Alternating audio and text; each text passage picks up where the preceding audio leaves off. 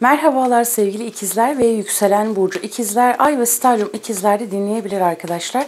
Hoş geldin sevgili ikizler burcu. Umarım sağlığın, sıhhatin, keyfin yerindedir. Ne derdin, ne sıkıntın varsa, seni üzen, yoran ne varsa bunların en kısa sürede geçmesini diliyorum sevgili ikizler burcu ve şifanı, mutluluğunu bulmanı diliyorum. Hemen bakalım senin için akacak olan enerjiler nelerdir? İlk kartım ile başlıyorum. İlham dörtlüsüyle başladık. Burada bir düzen değişikliğinden bahsediyor. Değişiklik mi, başka bir şey mi bilmiyoruz tabii ki. Şöyle bir bakalım. Aynı çatının altında olabilecek olan etkiden bahsediyor. Evet. Şimdi burada bir iş ortamı veya bir aile ortamından bahsediyor. Şimdi burayla ilgili ertelenen bazı durumlar var. Sevgili ikizler burcu, geçtiğimiz 12 aydır, 12 haftadır seni sıkıştıran bir durum olabilir. Oturduğun yerde, iş ortamında, aile birliğinde, ev içinde, evin düzeni, evin eşyası, evin sistemi, aynı şekilde iş yerinde de. Hani böyle seni böyle birazcık atalete sürükleyen, hareket kabiliyetini kısıtlayan, seni sıkıştıran enerjilerden bahsediyor. Hani bir taraftan kalk gidelim koşalım diyorsun, bir taraftan da otur aşağı ne işin var diyorsun sevgili ikizler burcu. Buralarla ilgili bu önümüzdeki 9 günlük süre içerisinde bir şeyler seni mutlu etme noktasına gelecek. Yani eksik parçalar tamamlanacak. Ataletten çıkacaksın, yorgunluk enerjilerinden çıkacaksın. Dağınık bir düzen, dağınık bir sistem varsa ki yani ilham dörtlüsü bir çatının altında evet sözlenmek, nişanlanmak bunlar gibi konuları da gösterir. Aşkı ikinci noktada anlatacağım ama arkadaşlar buralarla ilgili bir mutluluk noktasına gelmek var. Hani oh be keyif çatıyorum deme durumu var. Fakat bunun gölge tarafı ne biliyor musun? Bazı ikizler burçlarında arkadaşlar burayla kim uyumlandı bilmiyorum ama sanki böyle değişmesi gereken bir durum var.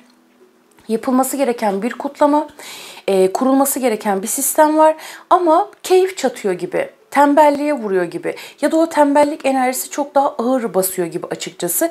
Gölge tarafını yaşayanlarda bu çok baskın arkadaşlar bilginiz olsun.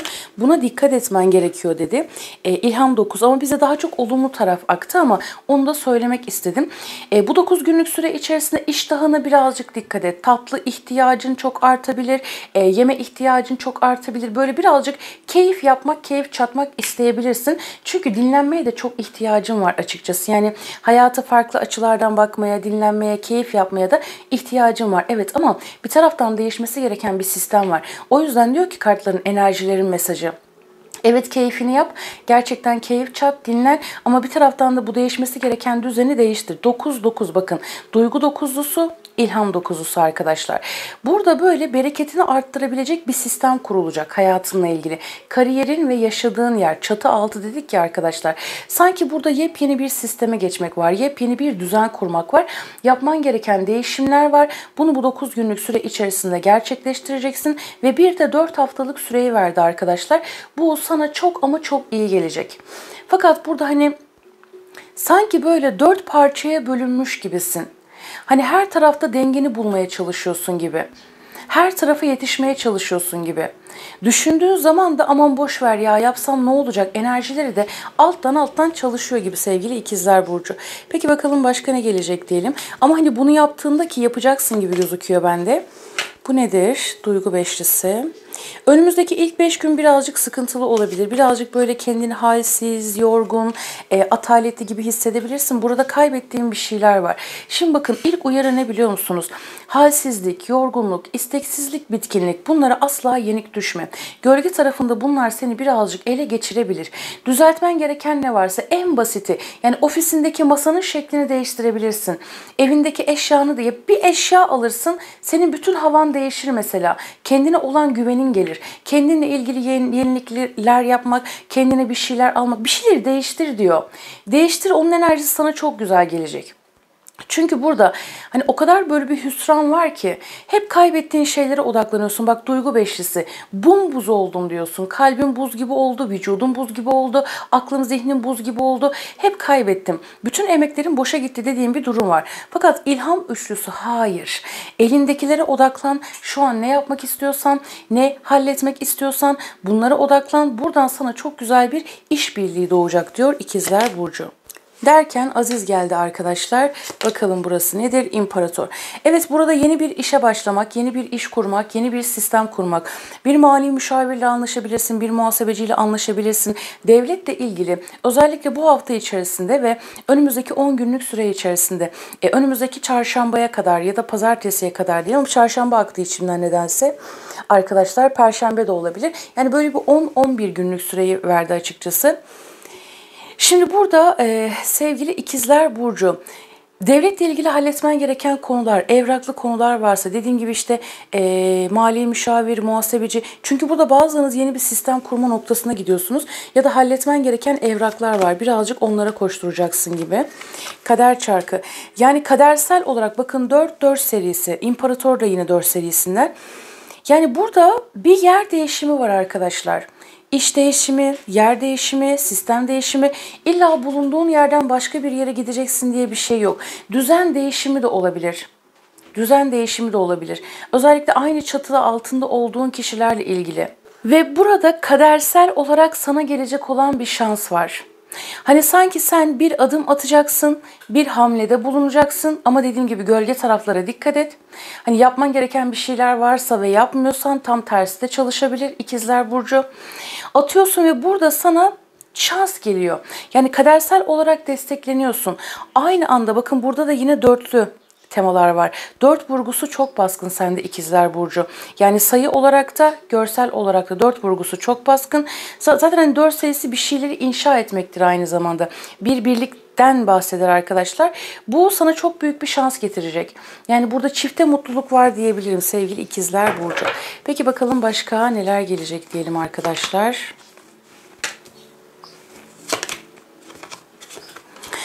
Önümüzdeki 3 günlük süre içerisinde sözel olarak birileri seni aşağıya çekmek isteyebilir. Özellikle hava gruplarını ve Koç burcunu verdi ama burçlar çok önemli değil. Aynı burçlardan birkaç kişi var etrafımızda. Aldatılma, ihanet, kalp kırgınlığı, özellikle sözel olarak iletişimlere dikkat et. Yapmak istediğin şeyler doğrultusunda birileri sana birazcık yapamazsın, edemezsin. Zaten daha önce yaptığında ne oldu gibi ya da ufak tefek tartışmalar olabilir. Özellikle 18 ve 19 Eylül tarihine kadar 25 Eylül tarihi 25'ten çıktı. 15 Eylül tarihinde yüklenecek bu video arkadaşlar. İlk 3-4 gün birazcık dikkat et. Yani 18 ve 19'una kadar birazcık dikkat et. Burada bir de kalp sağlığından bahsediyor.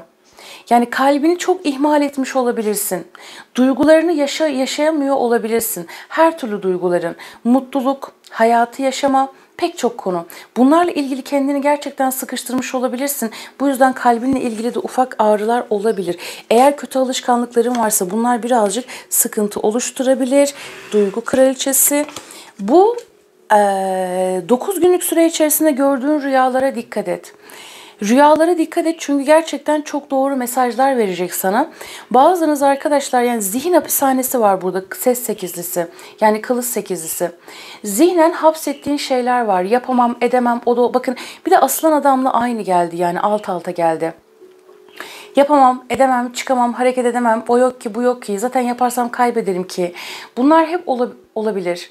Bunlara karşı dikkat et.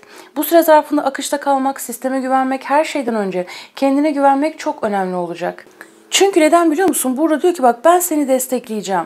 Yapmak istediğin şeylerde destekleyeceğim. Yarım kaldı, ihanete uğradım, aldatıldım, kandırıldım. Yine 3 günlük süreye dikkat edin. Aslında 8 gün boyunca bu enerji yine iniş çıkış seni yoklayacak. Ama bu hep senden kaynaklı. Belki bazı rüyaların kabus niteliğinde olabilir. Bunlara da dikkat et. Hani mesajcı rüyalar vardır. Hani rüyaların da çok farklı çeşitleri var arkadaşlar biliyorsunuz. Bununla ilgili uzman kişilere sorun. Onların da sosyal medya hesapları var. Bir bakın. Araştırabilirsiniz de aynı zamanda. Gördüğün rüyalara da çok dikkat et sevgili İkizler Burcu. Yani sana doğru mesajlar veriliyor, sistem tarafından destekleniyorsun ama burada kendi kendine hapsettiğin durum var, çıkamadığın bir durum var. Sanki böyle bulunduğun yer sana dar geliyor gibi. Zihin hapishanesi dedim ama olumsuz düşünceler, kendine olan güvensizliğin bunlar seni hep sıkıştırıyor olabilir. Hani burası şifalanacak mı diyelim nedir? Duygu kızı. Duygusal duygu ası. Yani burada bak desteklisin. Sistem tarafından desteklisin. Gerçekten o kalbinin tamiri var. Yani mantıksal hareket et diyor. Duygusal değil. Ses kraliçesi, mantıksal hareket et. Çünkü neden biliyor musun? Yaptıklarınla, zekanla, kendine olan inancınla, Rabbine sisteme olan inancınla gerçekten başarıya ulaşabilirsin. İster çalışma hayatın olsun, ister olmasın. İster kendi işini yap, ister belli bir yerde çalış, ister sanatçı ol, ister ne olursan ol, yani içinde bulunduğun durum neyse.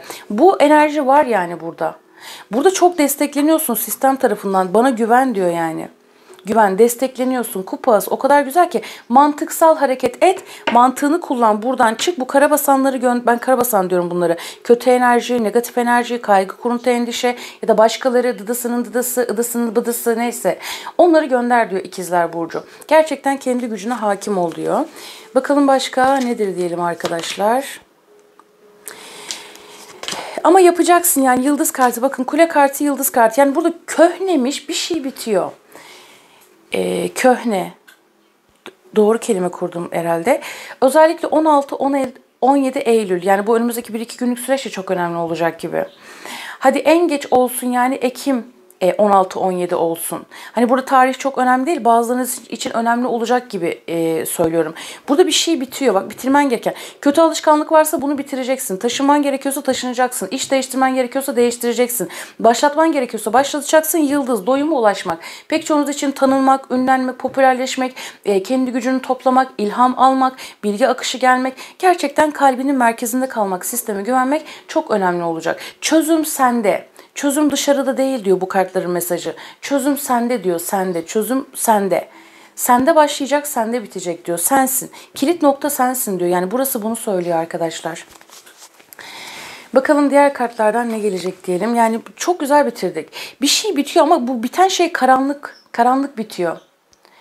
Karanlık bitiyor İkizler Burcu. Hani o hapsolduğun, bakın kule kartı ve ses sekizlisi, yani kılıç sekizlisi. Yani üst üste attım onları.